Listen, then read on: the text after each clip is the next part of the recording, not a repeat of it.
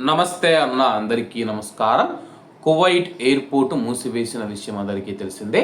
ప్రస్తుతం Jazeera Airways మనం చూసుకుంటే కువైట్లోని భారతీయులను ఇండియాకు మేము తీసుకువెళతామని చెప్పేసి ప్రకటించిన విషయం అందరికీ తెలిసిందే. విమానాలు కూడా ప్రారంభించాము.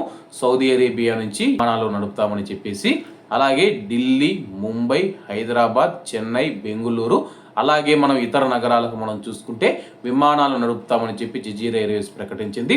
ముఖ్యంగా మన రెండు తెలుగు రాష్ట్రాల ప్రజలకు మనం చూసుకుంటే కానీ చెన్నై, బెంగళూరు, హైదరాబాదు 3 ఎయిర్పోర్ట్లకు విమానాలు నడుపుతూ ఉన్నట్లు జజీరా ఎయిర్వేస్ ప్రకటించింది.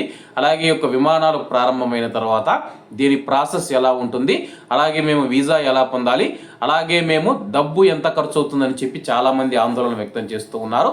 ఏదైనా అర్జెంట్ అవసరాలు ఉండి వెళ్ళవలసిన వారు తాజాగా మనం చూసుకుంటే భారతదేశానికి జజీరా ఎయిర్వేస్ విమానాలు ప్రకటించిన తర్వాత డిమాండ్ విపరీతంగా పెరిగింది.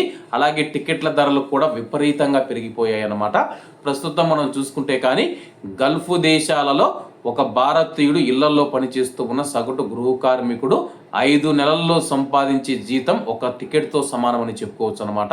అంటే ఒక టికెట్ 500 దినార్ల వరకు పలుకుతుందని చెప్పేసి తాజాగా సమాచారం అందుతూ ఉంది. ఎవరైనా ఇండియాకు వెళ్ళాలంటే కానీ మళ్ళా మనం చెన్నై దిగినా సరే కానీ, బెంగళూరు, హైదరాబాద్ దిగినా సరే కానీ, ఇంటికి ట్రాన్స్పోర్టేషన్ అంతా మొత్తం కలుపుకుంటే కానీ 1,50,000 రూపాయలు అయితే అవుతుందన్నమాట. కాబట్టి ఎవరైనా అర్జెంటు ఉంటే మాత్రమే వెళ్ళండి. 1,50,000 రూపాయలు 500 దినార్లు అంటే కానీ కువైటీలు కూడా టికెట్లు పెట్టరు.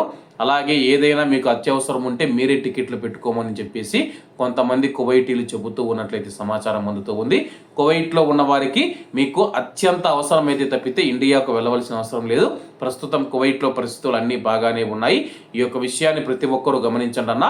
కువైట్లో ఎవరైతే విజిట్ వీసాలు మరియు ఇతర వీసాల మీద కువైట్లో ఉన్నారో వాళ్ళు మాత్రమే అంతంత డబ్బు ఖర్చు పెట్టుకొని అయితే వెళుతూ ఉన్నారో ఈ విషయాన్ని గమనించగలరని కోరుకుంటూ అందరూ బాగుండాలి, అందులో మనం ఉండాలి. అందరికీ నమస్తే అన్న.